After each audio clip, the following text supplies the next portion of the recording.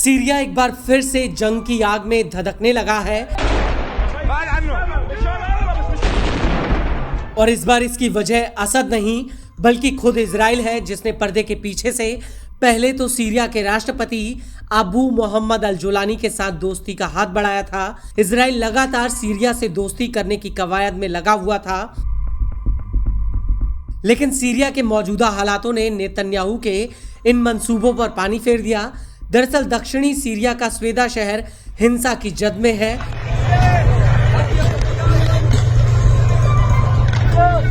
और इस हिंसा के बीच आसमान से इजराइल के लड़ाकू जेट्स ने सीरिया पर बमबारी शुरू कर दी है।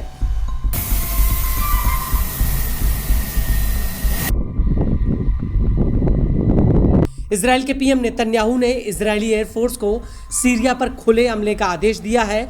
इजरायली एयरफोर्स ने जुलानी की सेना और टैंकों पर जमकर बारूद बरसाया है,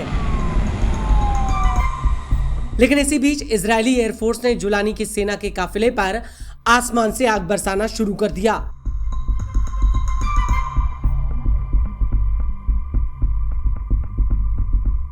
आपको बता दें कि स्वेदा शहर पहले ही हिंसा की आग में जल रहा है।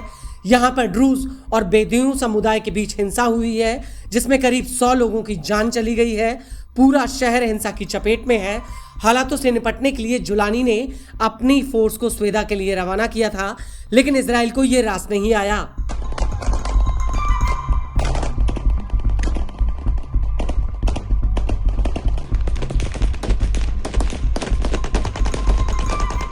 आपको बता दें कि इजराइल में भी ड्रूज समुदाय की अच्छी खासी आबादी है और इजराइल सीरिया में ड्रूज समुदाय का खुद को रक्षक दिखाने में लगा हुआ है।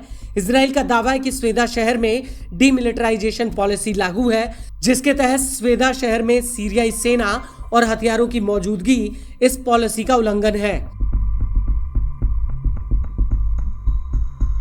और इस हमले को लेकर इजरायली सरकार ने अपने एक बयान में कहा कि इजराइल अपने ड्रूज नागरिकों के साथ गहरे भाईचारे के रिश्ते और सीरियाई ड्रूज के साथ उनके पारिवारिक और ऐतिहासिक रिश्तों की वजह से सीरिया में ड्रूज को होने वाले नुकसान को रोकने के लिए प्रतिबद्ध है।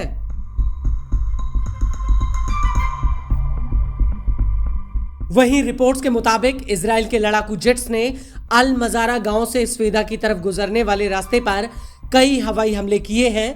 इजराइल के कई लड़ाकू जेट्स ने एक साथ इस रूट पर सीरियाई फोर्स के जमावड़े और टैंकों पर बमबारी की है।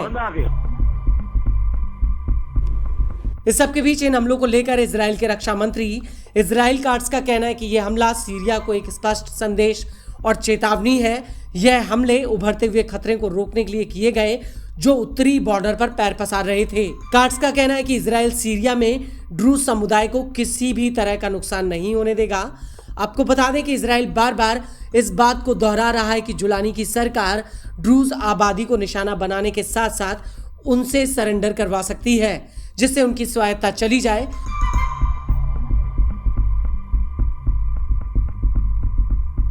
बता दें कि स्वेदा में ड्रूजों की सबसे ज्यादा आबादी रहती है।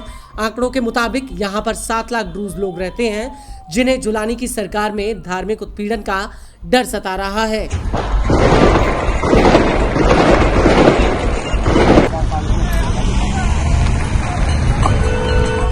सीरियाई सरकार पर आरोप है कि वो ड्रूजों को फिर से इस्लाम में लाना चाहती है।